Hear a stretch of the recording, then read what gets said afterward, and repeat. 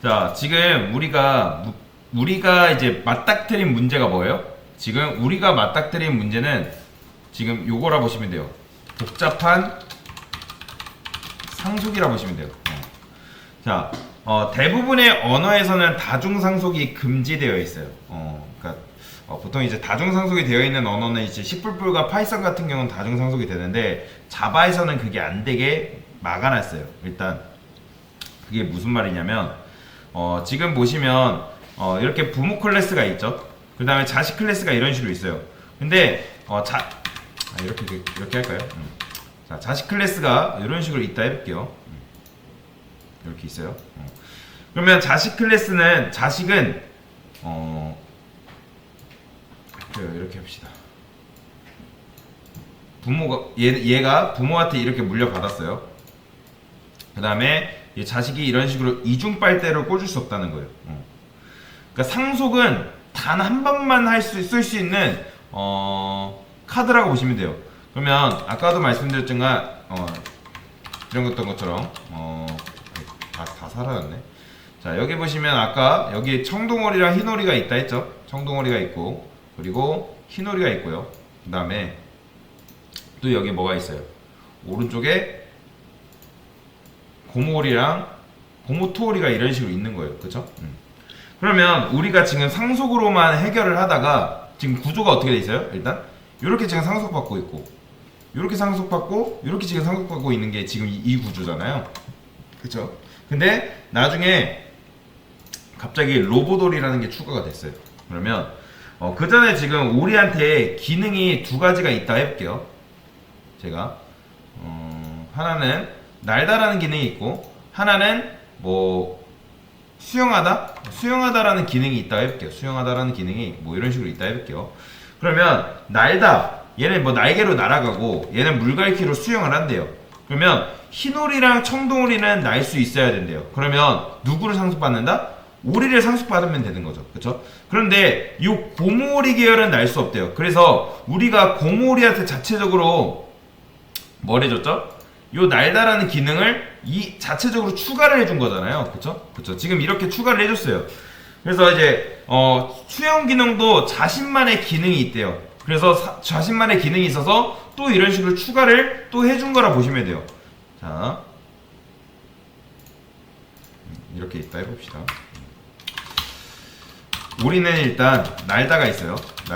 날개로 날아갑니다. 그 다음에 수영은 뭐예요? 물갈퀴로 수영합니다. 그래서 지금 우리가 구조를 보면 어떻게 했어요? 흰오리한테 그냥 짧게 쓸게요. EX라고 쓸게요. EX. 오리를 상속받았고 그 다음에 청동오리는 그래 그냥 씁시다.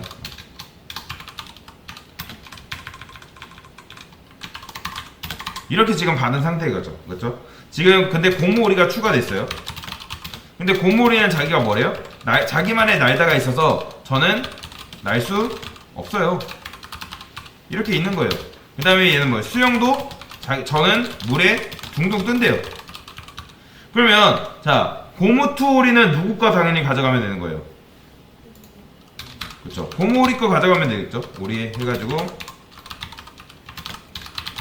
이런 식으로. 그런데 갑자기 로보돌이가 등장한 거예요. 로보돌이. 여기 보이시나요? 그럼 로보돌이는 날다가 있는데 날개로 날아간대요. 근데 수영은 뭐예요?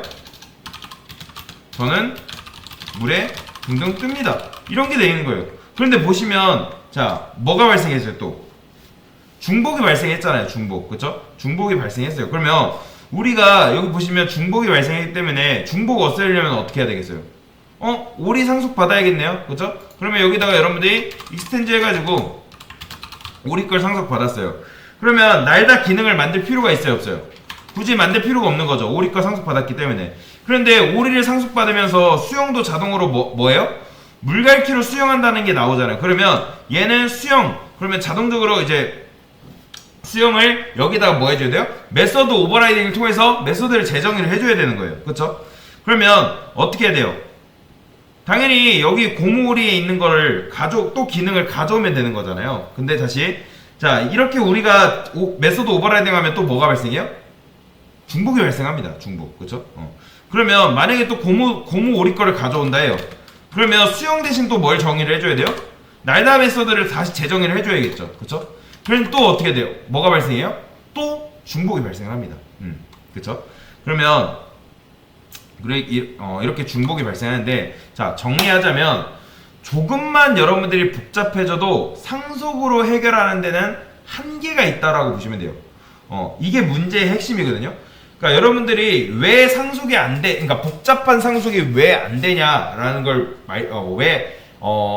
그러니까 왜 복잡한 상속을 하면 안 되냐, 라고 이제 할 수는 있습니다. 할 수는 있는데 왜 하면 안 되냐라고 이제 누군가 질문을 했어요. 그러면 얘가 이렇게 말씀할 수 있어요. 복잡한 상속으로 모든 문제를 해결하는 거는 그 중복이라는 무한 굴레에서 벗어날 수 없기 때문에 복잡한 상속을 하면 안 된다라고 얘기를 해주셔야 돼요. 그러니까 실질적으로 뭔가 여러분들이 어떤 문제를 모든 상속으로 다 해결하려면 그 중복이란 굴레에서 절대 벗어날 수 없습니다. 지금 이런 식처럼 뭔가 또 추가가 돼요. 그럼 또 상속해요.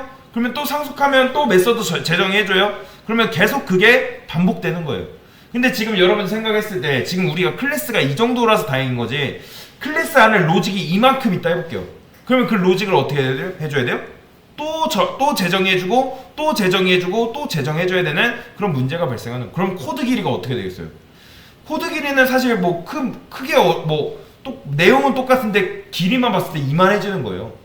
이만하게 할 수 있는 걸 이만큼 지금 그게 뭐다? 중복으로, 그러니까 상속으로 모든 문제를 해결하려 했을 때 발생하는 문제다. 그래서 이 문제의 핵심은 뭐였냐면 복잡한 상속을 하면 안 된다.